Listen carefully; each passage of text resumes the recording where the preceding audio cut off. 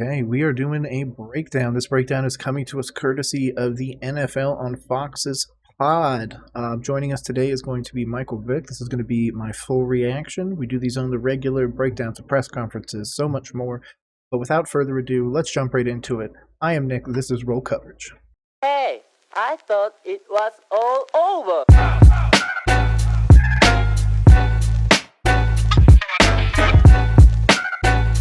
Okay, welcome guys. Let's just jump right into it.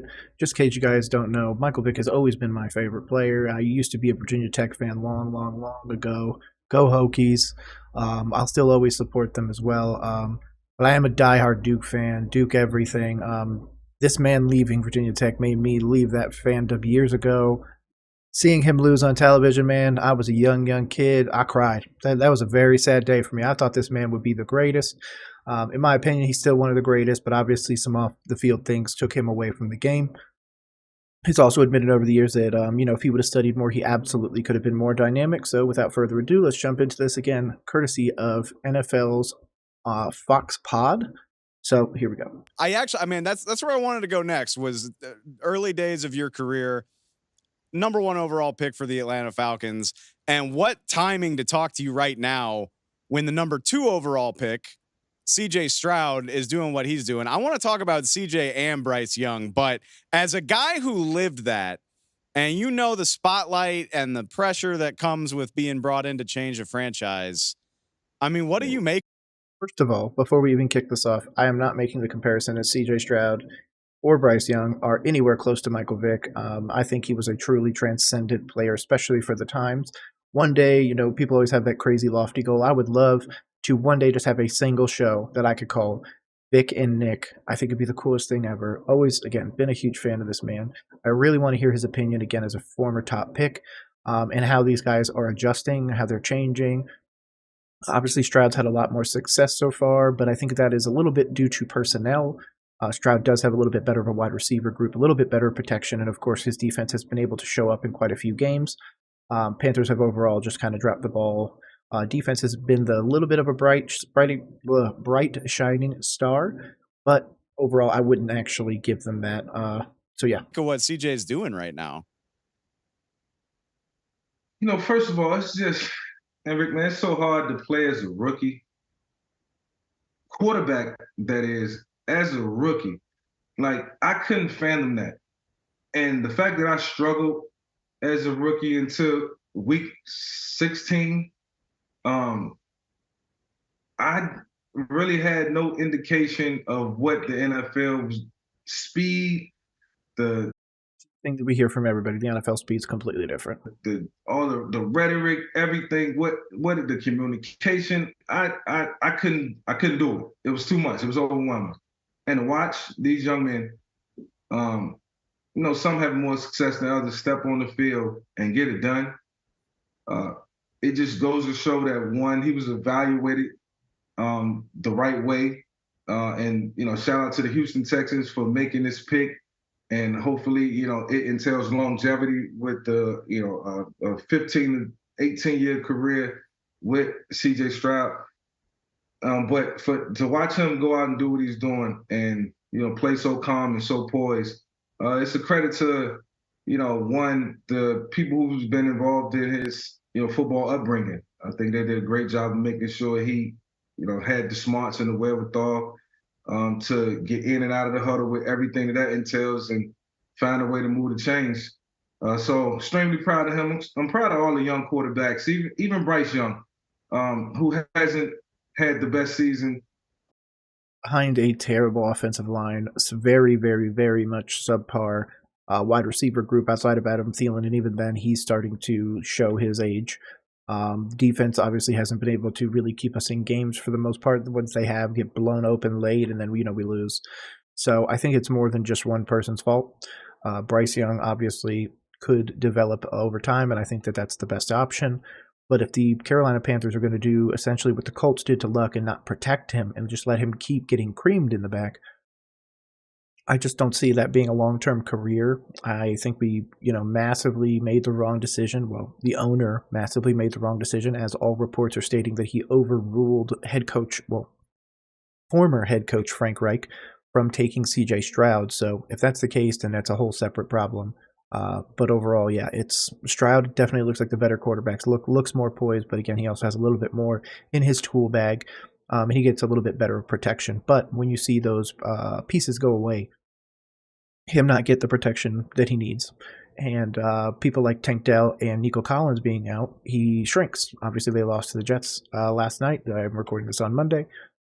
So yeah, it's tough regardless. Across the board, Stroud looks like the considerably better quarterback and should have been the number one pick, but people went on the accuracy and everything like that. Not saying that Bryce has not been accurate when he wants to be, but we've also seen him, miss some pretty blatant throws that he should make. And the one thing I'm going to go back to, which shout out to Joe Person and Diana Rossini, is in their article. They said that Bryce was struggling to adjust to the reads, understand the offense, and do everything like that, where most people said that Reich's offense is so old and all this other stuff. So if this quote-unquote elite processor can't process an old offense, old style, whatever, can't do any of that, then is he really the elite processor that we were sold?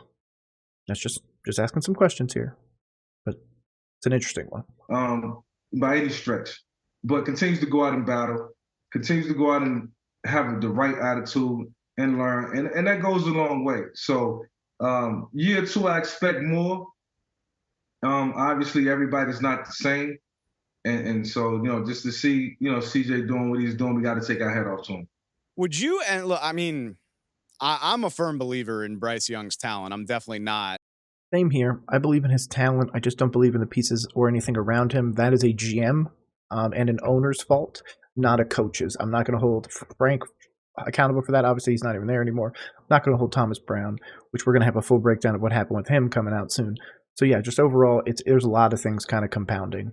Closing the book on what's going on there in Carolina, but would you have any advice for Bryce as a guy who's been in that position? And look, I mean, it can't be easy.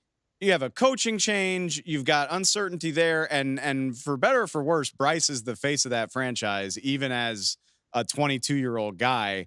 What would your advice be to a guy who's trying to navigate being better at quarterback in the middle of all of that?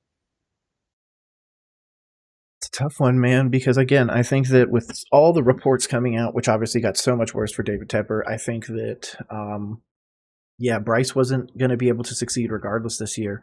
We have coaches going behind the head coach's back and getting him fired. We have the GM protecting himself and utilizing that that offensive-minded coach, which if you haven't checked it out, check my Chris Tabor video where I just personally believe it's him. I think the offensive coach thing was to kind of throw the scent off the trail. If it truly was Thomas Brown, then, that's some shady shit regardless. But yeah, it's not just Bryce Young. This team was not ready to win. Everybody was sold a bad bill of goods.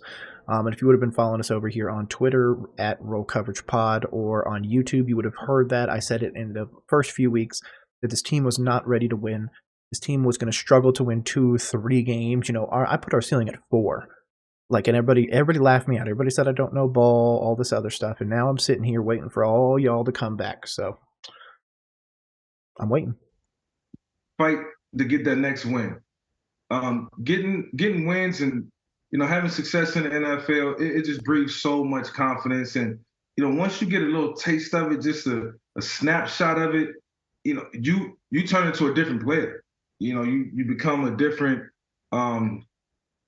quarterback in terms of your preparation, where thinking you like, I want more of that, I want more of that. It's like something that you just gotta have. It's a necessity. I need this win on Sunday, Monday, Thursday. So get that next win. And as hard as it is, and as hard as it's been, when Sundays are over and you you turn that page, you on to the next chapter. And so even though it's a 17-week book and it's filled with, roller coasters and a lot of turbulence, you've been through worse, and so, Bryce, he had a stellar college career, didn't face a lot of adversity. Not even that he didn't face as much of adversity, because obviously he faced the likes of Georgia and a few others. But I think the level of talent on that Alabama team is better than our current Carolina Panthers team. I think that if there was obviously a way to put Bryce to put Bryce on both sides and actually play that game out, that Alabama team versus this Panthers team. I think it'd be close. Panthers could win, but to be honest, when you're looking at those stats, I know it's going to be a little tough on the video right here. 2,055 passing yards, 9 touchdowns, 9 interceptions so far for the rookie this season. Now remember this. It's going to be a little different, but overall, Daniel Jones, the guy who most people believe is not even a backup quarterback for the most part in the NFL, his rookie season was 3,000 passing yards, 24 passing touchdowns, 12 interceptions to go along with 45 carries and 279 rushing yards, 2 rushing touchdowns, and had a league-leading 18 fumbles with 11 of them lost. So obviously the fumble thing is bad. You remove those fumbles right there, though. I mean, even if you don't remove the fumbles, it's not even that close. Like, he's having a worse season than Daniel Jones did. So I think this is so much more than just coaching or one thing or even, just to blame him. It's not solely his fault. So I give him a little bit of pass this year. I do hold him accountable, though. 9 touchdowns is his fault and nobody else's. There's been plenty of times where he isn't even able to hold onto the ball. He obviously got literally creamed by the defensive line on one of the plays where it just got blown up, and then he threw the ball up and it got tipped, interception, the whole night. This team isn't ready to win, and this team wasn't ready to win in week 1. It's not ready to win in week 10, and it's not going to be ready in week 17. The roster was subpar. And again, if you were following roll coverage, you were following me, you would have known that. Michael Vick knew it. Come on, man. This is good. We get to see what type of resolve he has. Again, shout out Verizon. Shout out NFL Pod or NFL on Fox's Pod. Again, Michael Vick is dropping some knowledge. Very short video, very short breakdown. But overall, man, if we got Daniel Jones, Kmart replica, we can't win either. We need to upgrade the offensive line. We need to fix the secondary. We need to get a long-term set of coaches instead of just, backstabbing them and getting them out of the building. But that's going to be something we're going to have to figure out if they actually want to do. But regardless, I'll still be here. My name is Nick. This is Real Coverage. You guys have a great rest of the night. Peace.